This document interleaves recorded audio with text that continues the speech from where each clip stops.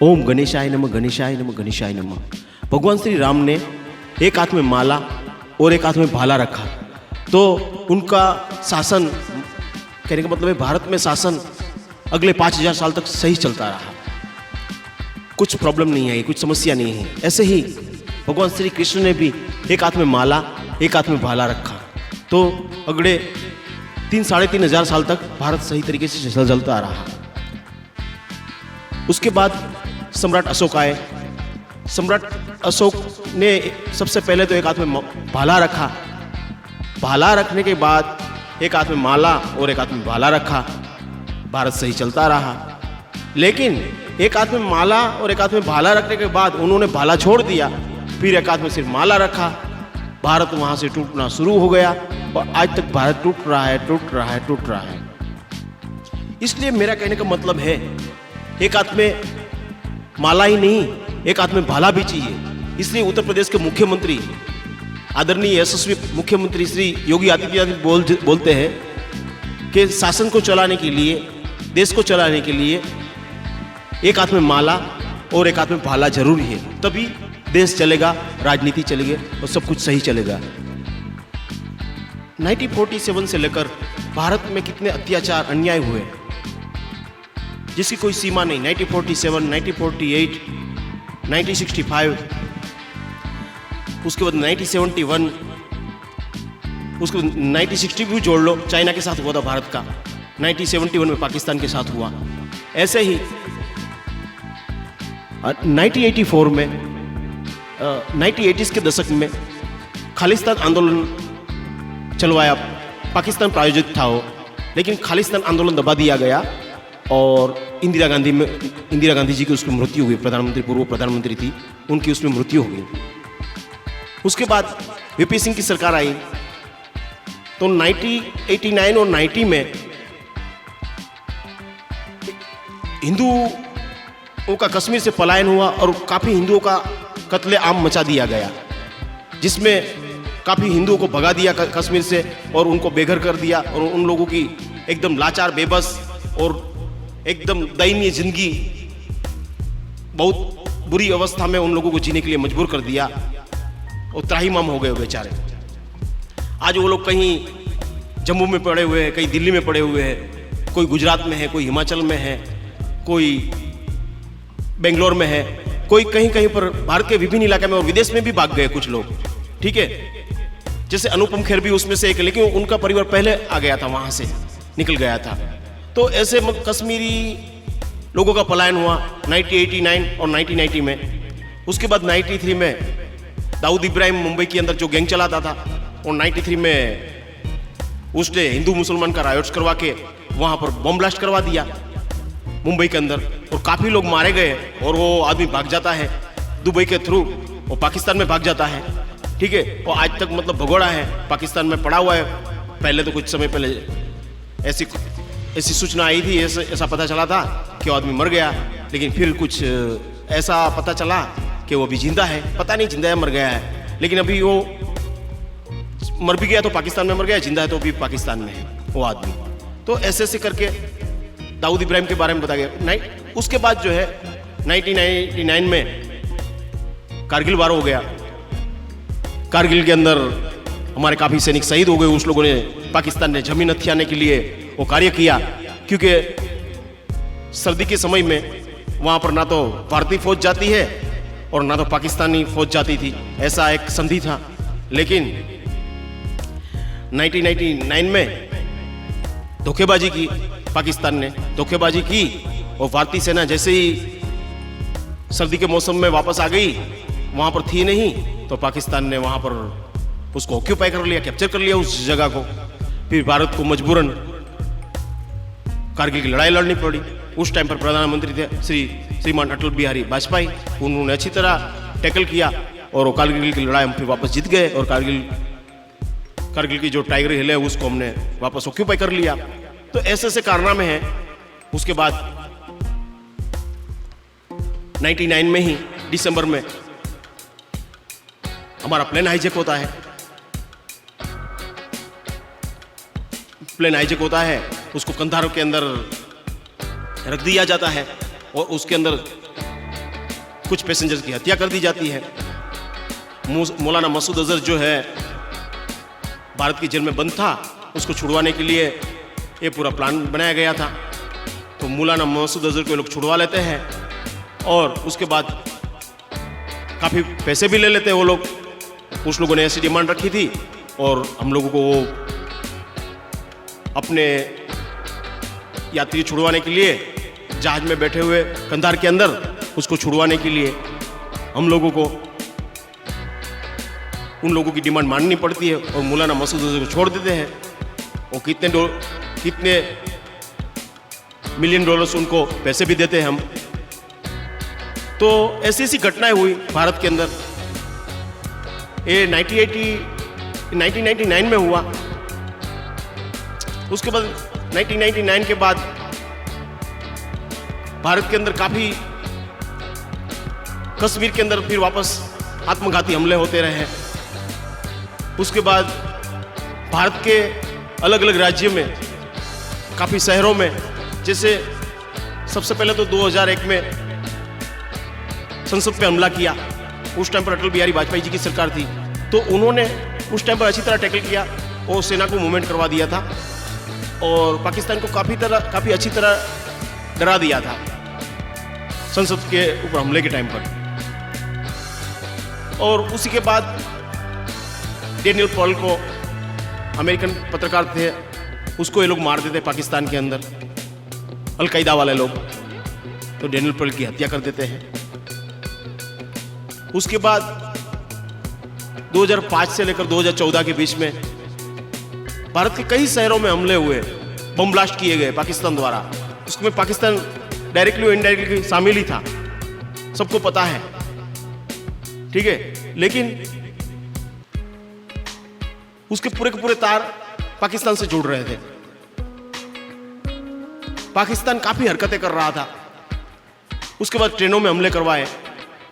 उसके बाद 26 नवंबर 2008 को मुंबई में हमले करवाए। उसमें 266 लोगों की हत्या कर दी आतंकवादियों ने। उसमें ऐसे एक कसाब नाम का जो लड़का था, पाकिस्तानी टेररिस्ट, वो उसको जिंदा पकड़ लिया। तो ऐसे करके पाकिस्तान ने काफी तबाही मचाई। उसके बाद तो उड़ी अटैक, पठानकोट,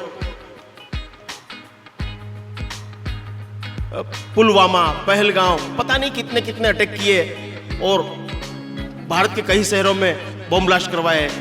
मुंबई, दिल्ली, कलकत्ता, चेन्नई, अहमदाबाद, सूरत, बेंगलोर, काफ़ी।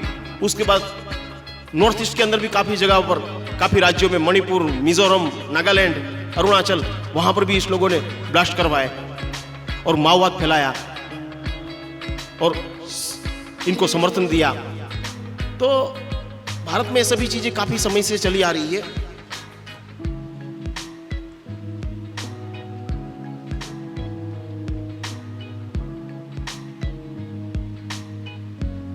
और इसी तरह 22 अप्रैल को अभी रेसेंट पहलगांव में हमला कर देते हैं लोग। उसमें भारत के 27 नागरिक मारे जाते हैं। 27 नागरिक मारे जाने के बाद नरेंद्र मोदी जी का ये तीसरा टर्म था और काफी घटनाएं घटी थी। इससे पहले भी जब उरी अटैक हुआ उसका भी बदला लिया गया, जब पठानकोट, उस सबका बदला लिया गया, पुलवामा अटैक, उसका भी बदला लिया गया। तो ऐसे काफी हम लोगों ने बदला लिया। उसके बाद चीन ने भी इनकर्शन किया था, वहां पर भी हम लोगों ने उनके 50 सैनिकों को मार दिए थे। वहां पर भी हमने अच्छी तरह चाइना को भी डोज दिया था, तो चाइना को वहां पर से पता चल गया। तो ये 22 अप्रैल को अभी हमला हुआ पहलगांव में।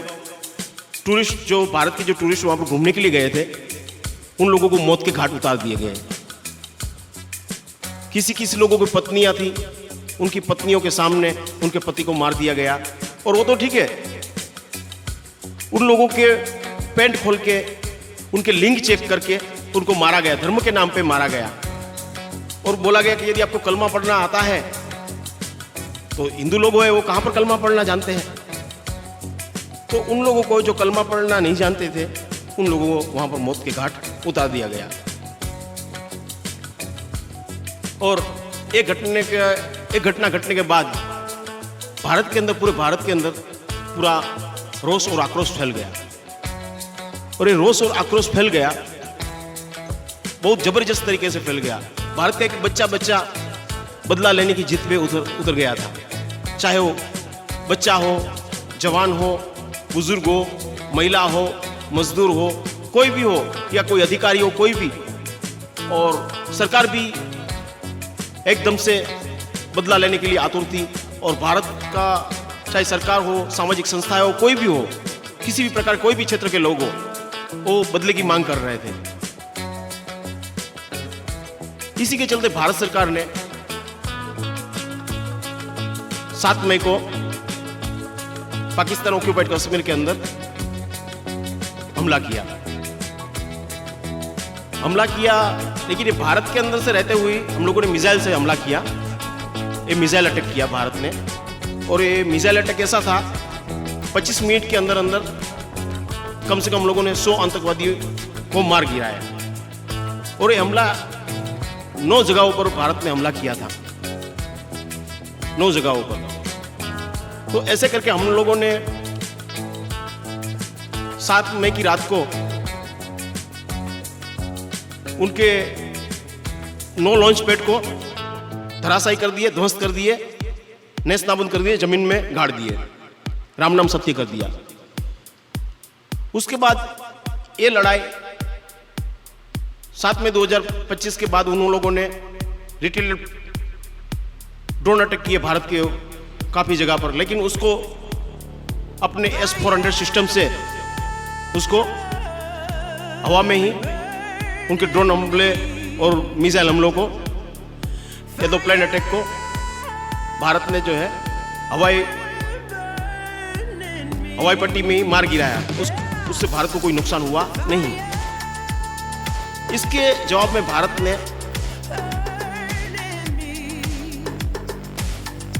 भारत ने 11 एयरबेस तबाह कर दिए पाकिस्तान के, और बुरी तरीके से तबाह कर दिए। पाकिस्तान की पुश्तो याद रखेगी, 7 जन्म तक पाकिस्तान याद रखेगा ऐसी कार्रवाई की। उसमें खास करके उनका रहीम मियार खान एयरबेस और नूर खान एयरबेस, इसको एकदम नेस्त नाबूद और ध्वंस कर दिया, बुरी तरीके से धजिया उड़ा दी। कभी ये उन लोगों ने सपने में भी नहीं सोचा होगा, ऐसा भारत ने उन लोगों को जवाब दिया। उसके बाद पता नहीं 10 तारीख को अचानक सीज फायर हो जाता है 5 साढ़े 5 बजे। भारत के DGMO लेवल की बातचीत होती है। DGMO लेवल की बातचीत के दौरान 5 साढ़े 5 बजे ये जो है बंद हो जाता है, सीज फायर हो जाता है। तो छोटी मोटी घटनाएं चलती रहती है। उसके बाद ये बंद हो जाने के बाद पता नहीं अमेरिका का प्रेशर था या फिर चाइना और अमेरिका दोनों मिल गए थे इसमें, और चाइना और अमेरिका ने मिलके अपना बिजनेस डील तो कर लिया। लेकिन चाइना ने बोला होगा कि जो है ये युद्ध बंद करवाओ, हम अपना बिजनेस डील आप लोगों के साथ जारी रखते हैं, टैक्स फ्री कर देते हैं। उसके चक्कर में भारत को काफ़ी नुकसान उठाना पड़ा। भारत जब अग्रेसिव मोड में था और भारत पूरी तरीके से पाकिस्तान के ऊपर हावी था, तभी ये खेल खेला गया भारत के साथ। कोई बात नहीं, चलो ये हुआ। उसके बाद अभी उसके बाद 6 आतंकवादी और मार गिरा है भारत ने जम्मू एंड कश्मीर में सर्च ऑपरेशन के दौरान। तो 6 आतंकवादी और मार गिरा है। लेकिन आतंकवादी मारने से कोई मतलब नहीं निकल रहा है। आतंकवादी तो मरने के लिए आ रहा है भारत में। हमको खत्म करना है तो उनकी विचारधारा को और पाकिस्तान की सेना को हमको नेस्त नाबूद करना पड़ेगा। पाकिस्तानी सेना को हमको रिओर्गनाइज करना पड़ेगा। एक बार पाकिस्तान को अच्छी तरह अपने कंट्रोल में लेने के बाद पाकिस्तान को सिविल के हाथ में जो है, सिविल सोसाइटी के हाथ में उसका सिविल सोसाइटी के हाथ में उसका राज दे के, वहाँ पर सिविल सोसाइटी के हाथ में सत्ता सौंप के, सिविल सोसाइटी को रीऑर्गेनाइज करके वो सत्ता कैसे चलाते हैं वो बता के हमको जो है ये करना चाहिए। हमको अभी चलो युद्ध रुक गया। उसके बाद नरेंद्र मोदी साहब ने 2 भाषण दिए। एक तो उसी दिन 10 तारीख को ही दिया और एक दिया दूसरे दिन आदमपुर एयरबेस पे। आदमपुर एयरबेस पे इसलिए दिया गया क्योंकि आदमपुर एयरबेस पे पाकिस्तान ने दावा किया था कि आदमपुर एयरबेस को हमने ध्वंस कर दिया। इसीलिए जो है नरेंद्र मोदी साहब ने जो है कड़े शब्दों में पाकिस्तान को बोला कि आदमपुर एयरबेस पे हूँ और यहाँ पर अभी भारत माता की जय हो रही है। तो ऐसे करके उन्होंने काफ़ी प्रभावशाली वहाँ पर अपनी स्पीच दी और जवानों को, भारतीय सेना के जवानों को, चाहे भारतीय सेना के जवान हो, बीएसएफ के हो, सीआरपीएफ को, भारत के किसी भी फोर्स के जवान हो, उनको प्रेरित किया। वहाँ पर उनसे कंधे से कंधे मिलाकर बात की और बहुत अच्छा, मतलब एक तरीके से नरेंद्र मोदी साहब ने अपने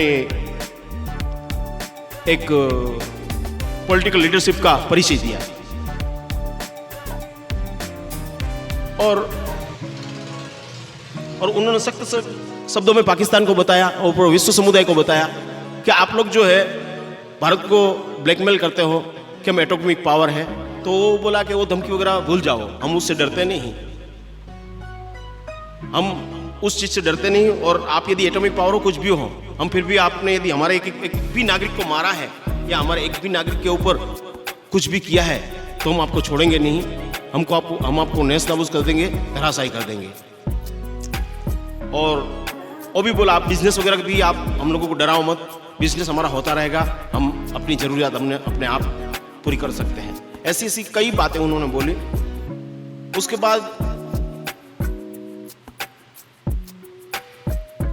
उन्होंने ये भी बोला कि हमारा यदि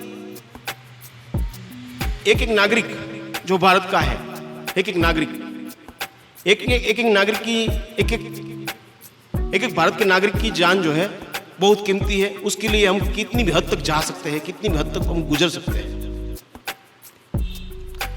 और ये इतनी बात हुई। तो हमारा कहने का मतलब ये है, मैं ये बोल रहा हूं कि ये जो 1947 से ये सभी चीज भारत के साथ आ रही है, होती रही है, कितनी घटनाएं घटी, अक्षरधाम पे हमला, संसद पे हमला,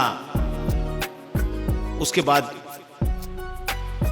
अब कश्मीर में, उसके बाद 1999, उसके बाद 71, ऐसे कई मौके, मतलब इस लोगों में बार बार छोटे मोटे तो ये लोग आतंकवादी हमले करते ही रहे भारत में, फिदायीन हमले भारत में नहीं पूरी दुनिया भर में लोग करते रहे, चाहे यूरोप हो, अमेरिका हो। लेकिन अमेरिका की आंख अभी भी नहीं खुल रही है, यूरोप की भी इतनी आंख नहीं खुल रही है। यूरोप यदि जब आंख खुलेगा तब वो बर्बाद हो जाएगा। यूरोप को भी अभी अपनी आंख खोलनी चाहिए, नहीं तो उनको भी मुश्किल हो जाए।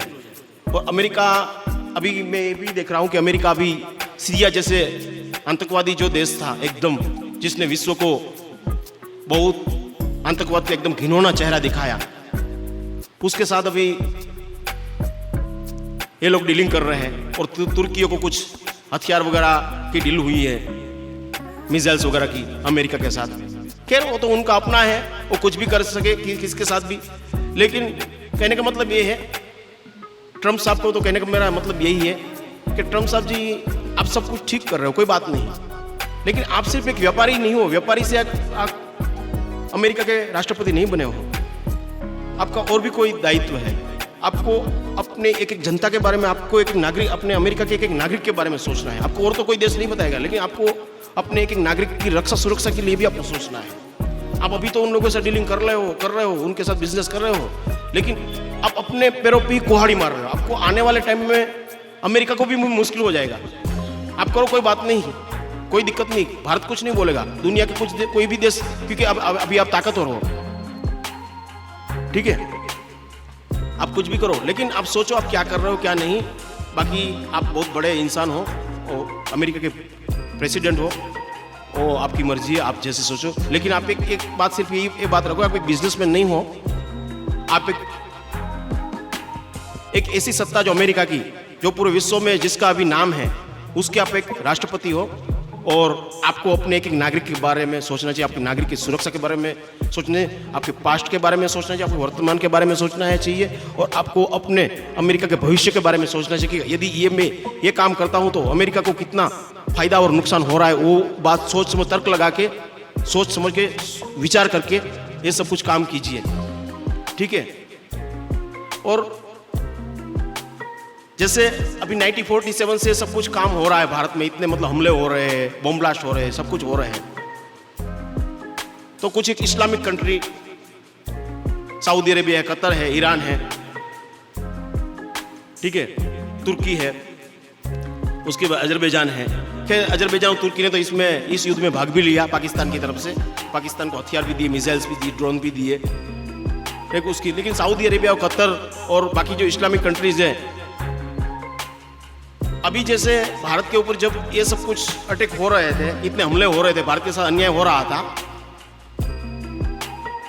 तब तो पहले कभी पाकिस्तान को बोला नहीं कि आप लोग गलत कर रहे हो, आप ये सब कुछ कर रहे हो, गलत कर रहे हो। लेकिन जब पाकिस्तान नीचे गिरने की स्थिति में हो जाता है, और पाकिस्तान जब एकदम डाउन होने के चांसेस होते हैं, एकदम धराशायी होने की कगार पे होता है, नेस्तनाबूद होने की कगार पे होता है, मिट्टी मिल जाने की कगार पे होते हैं, तब सभी लोग उनके पीछे आके खड़े हो जाते हैं और उनको सह देने लगते हैं।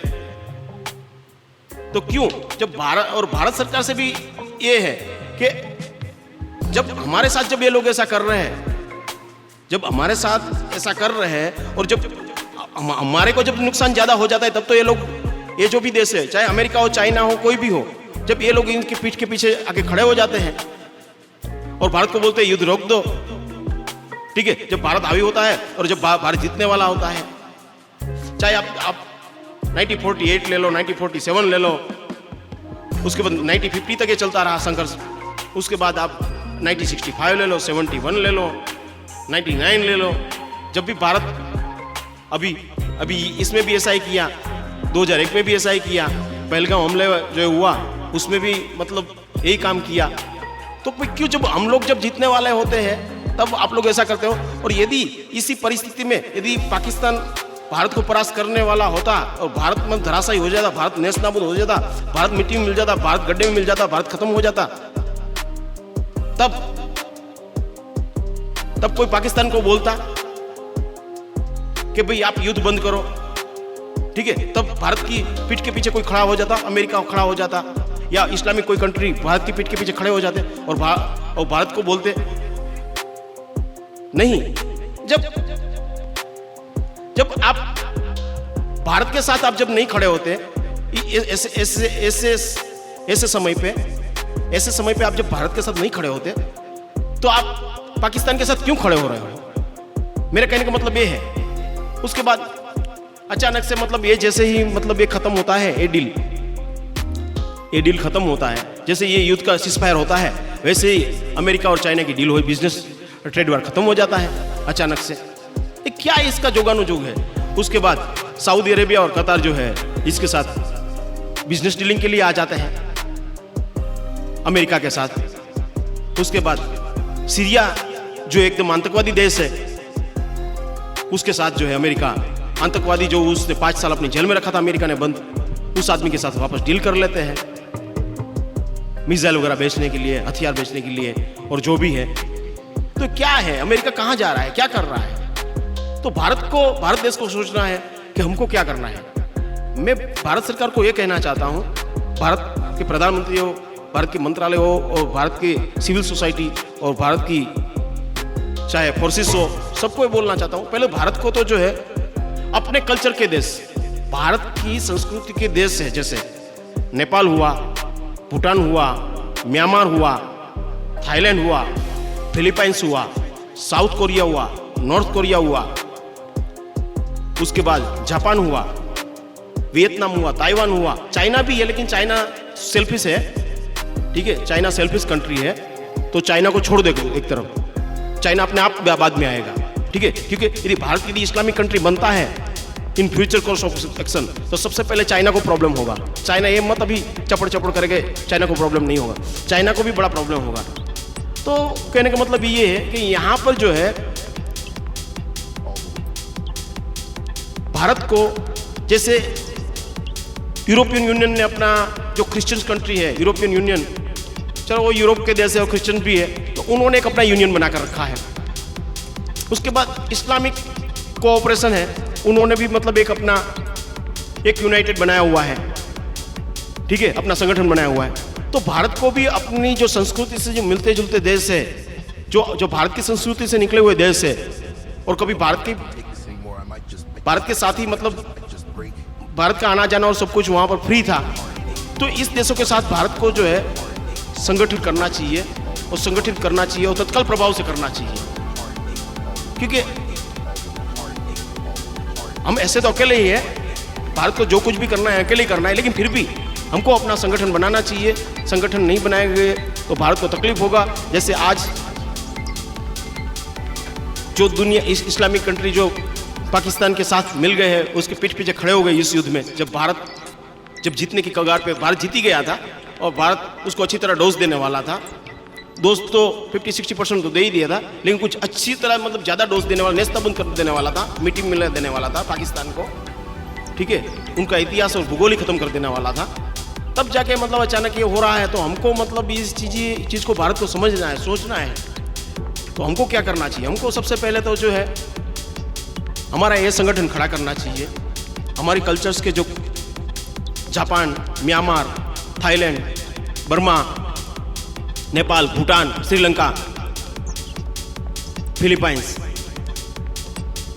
वियतनाम, ताइवान, ये जितने भी देश है, मंगोलिया, ये जितने भी देश है, ये जो भी अपनी संस्कृति के देश है, जिसमें हिंदू धर्म की संस्कृति से रिलेटेड संस्कृति है, उन लोगों का एक सबसे बड़ा कोऑपरेशन भारत को तुरंत ही बुलाना चाहिए, और तुरंत ही बुला के उनका एक संगठन, मजबूत तरीके से संगठन बनाना चाहिए, यूरोपियन यूनियन की तरह और इस्लामिक कोऑपरेशन की तरह।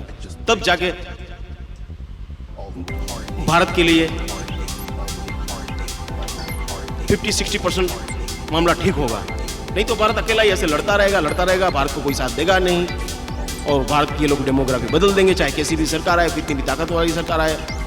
और दूसरी बात, भारत को ये भी मैं बोलना चाहता हूँ, भारत में अन्यायिक व्यवस्था खत्म करने के लिए, भारत के अंदर की बात बता रहा हूँ, भारत के अंदर अन्यायिक व्यवस्था को खत्म करने के लिए सबसे पहले भारत की न्यायिक व्यवस्था को सही करना पड़ेगा। जब तक भारत की न्यायिक व्यवस्था सही नहीं होगी, तब तक अन्यायिक व्यवस्था खत्म नहीं होगी।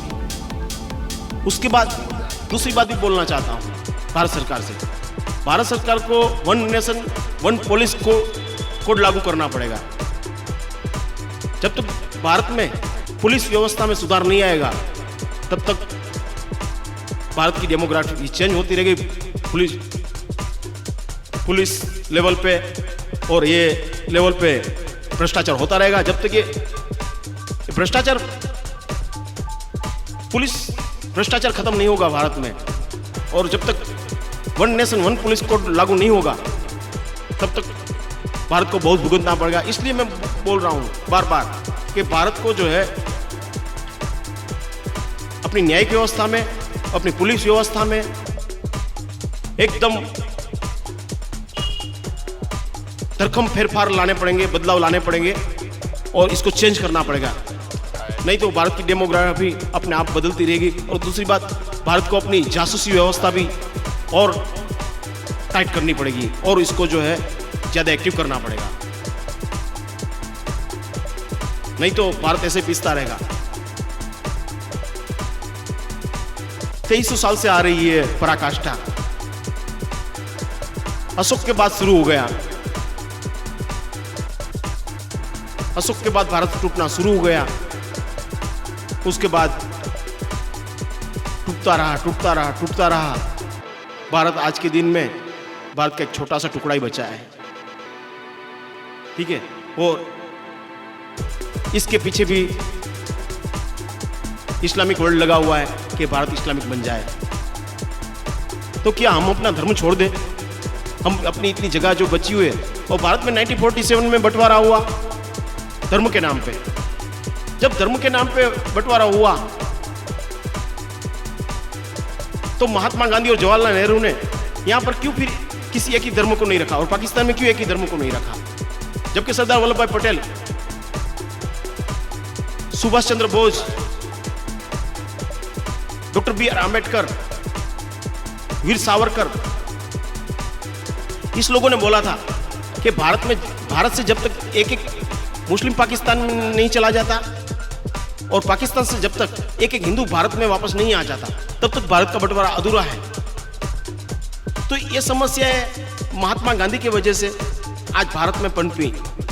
चाहे महात्मा गांधी का नाम भी लूं, चाहे जवाहरलाल नेहरू का नाम भी लूं, लेकिन ये कठिन समस्या भारत के सामने आकर खड़ी हो गई है। और अभी इसके अंदर आखिरी, और पाकिस्तान ये सोच रहा है कि हम भारत को धर्म के आधार पर वापस तोड़ देंगे, मोड़ देंगे, भारत को धराशायी कर देंगे, लेकिन पाकिस्तान की चाल कामयाब नहीं होने वाली है। पाकिस्तान आतंकवाद को जन्म दिया और आज पाकिस्तान जिहाद के रास्ते में चला है और पाकिस्तान खुद टूट रहा है। और पाकिस्तान टूट के, और पाकिस्तान ये सोच रहा है कि हम चाइना को वहाँ पर दे दे, वो ज़मीन दे दे, वो ज़मीन। लेकिन तुमको पता नहीं, नेपोलियन बोनापार्ट की और सरदार वल्लभ भाई पटेल की बात को याद करो। नेपोलियन बोनापार्ट ने बोला था कि चाइना वो सोया हुआ सांप है, जिस दिन वो जग गया ना तो पूरे विश्व को जो है डस लेगा। ये भरोसे के लायक नहीं है चाइना।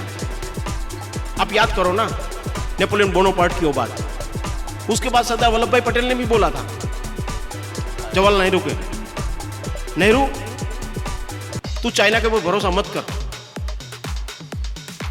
चाइना भरोसे के लायक नहीं है।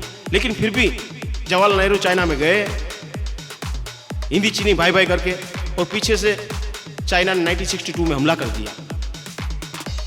अब क्या सोच रहे हो? आप सोच रहे हो चाइना को, पाकिस्तान, आप सोचो, आप यदि ये सोच रहे हो कि पाकिस्तान को जो है, आप पाकिस्तान सोच रहा है कि चाइना को जो हम ये हिस्सा दे दे, वो दे दे, इनको यहाँ पर वो करने दे, ठीक है, वो विकास करने दे, सी पैक बनाए, यहाँ पर कराची में अपना पोर्ट चाइना को बनाने दे, तो ये आपकी गलत फहमी है।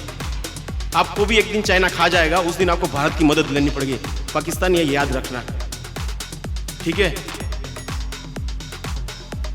और हम तो, भारत एक ऐसा देश है, पूरे विश्व भावना, विश्व कल्याण का लक्ष्य और उद्देश्य लेकर भारत चलता है।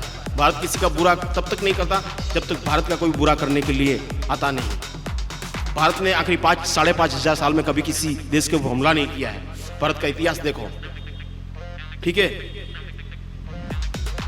और आप लोग इस्लामिक आक्रमणकर्ता 1435 साल से पूरे विश्व के ऊपर हमला ही करते आ रहे हो, और आप ये सोच रहे हो पूरा विश्व इस्लामिक बन जाए। अभी विश्व इस्लामिक नहीं बनने वाला है। आप एक ख्याल छोड़ दो, आप जिहाद का रास्ता छोड़ दो, आप दमन का रास्ता छोड़ दो, आप आतंक का रास्ता छोड़ दो, आप त्रासवादी का रास्ता छोड़ दो, आप टेररिस्ट का रास्ता छोड़ दो, आप मुजाहिदीन का रास्ता छोड़ दो, आप ऐसी हल्की राजनीति छोड़ दो। ऐसा कुछ नहीं होने वाला है। और पाकिस्तान की सिविल सोसाइटी को भी बोलता हूं कि पाकिस्तान की सिविल सोसाइटी, आप अपनी सेना के खिलाफ विद्रोह कीजिए, आप अपनी सेना के खिलाफ विद्रोह कीजिए।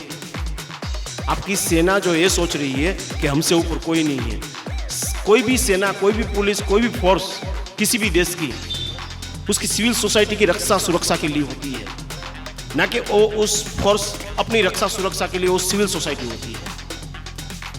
आप भारत का एग्जांपल लीजिए आप, ठीक है। भारत में कभी भी हमारे कोई भी आर्मी चीफ साहब हो, कोई भी गृह मंत्रालय के फोर्स के, चाहे सीआरपीएफ, सीआईएसएफ, बीएसएफ या कोई भी फोर्स के डायरेक्टर जनरल साहब भी हो, वो कभी सरकार के बताए बिना भाषण नहीं देते या सरकार के कहे बिना एक भी बात नहीं बोलते। लेकिन आपके यहाँ पर आप अपने कंट्रोल में कीजिए, आप अपनी आर्मी को, अपनी डिफेंस फोर्स को, आपकी सिविल फोर्स को आप अपने कंट्रोल में कीजिए। जब तक आप कंट्रोल में नहीं करोगे तो आपकी हालत खराब हो जाएगी। और आप आतंक का, जिहाद का रास्ता छोड़ दो, ये सही नहीं है। आपकी ये जो जिहादी पढ़ाई उसको भी खत्म कर दो, जिहादी सोच को भी खत्म कर दो, नहीं तो आपको सुधरना पड़ेगा। आप किस सेंचुरी में जी रहे हो, आप किस टेक्नोलॉजी के समय में, आप पुरानी चीज़ें और पुरानी बातें भूल जाओ, नहीं तो आप खुद खत्म हो जाओगे, अपने आप अपने पैरों पे आप कुल्हाड़ी मार रहे हो।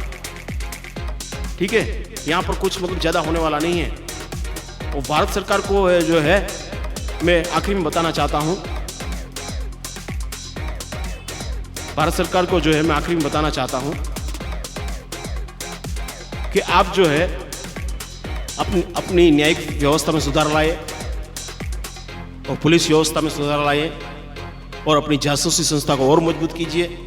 बांग्लादेशी, रोहिंग्या और पाकिस्तानी एक एक को चुन चुन के बाहर निकाले भारत के अंदर से।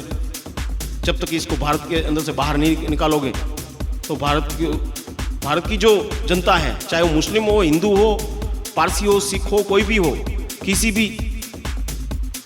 कोई भी रिलीजन या कोई भी पंथ से बिलोंग करते हो, उन सबके लिए तकलीफ है।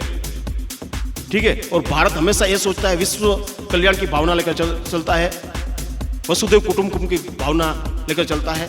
बस मेरा यही कहना है। और भारत सरकार जल्दी से जल्दी जो है अपना हिंदू कल्चर रिलेटेड जो भी देश है उनके साथ जल्दी से जल्दी संगठन बनाए।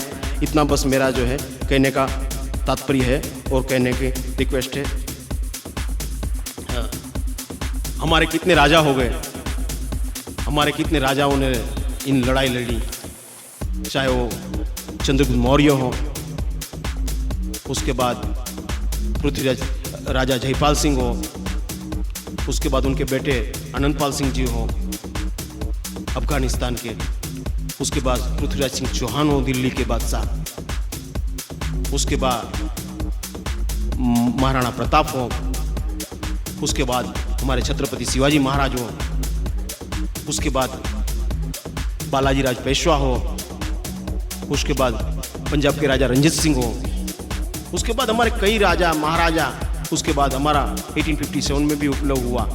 तो हमारे कई राजा महाराजा ही इसके सामने लड़ते लड़ते मर गए। उसके बाद हमारे गुरु नानक देव जी जो सिख पंथ का जिन्होंने उद्गार किया था, सिख पंथ को बनाया था, उसके बाद हमारे गुरु गोविंद सिंह लड़ते लड़ते मर गए और उनके 4 बेटों का उसके अंदर वो अपने बलिदान दिया। गुरु अर्जुन देव जी उनसे पहले, उसके बाद उनके गुरु गोविंद सिंह जी के पिता गुरु तेग बहादुर सिंह जी।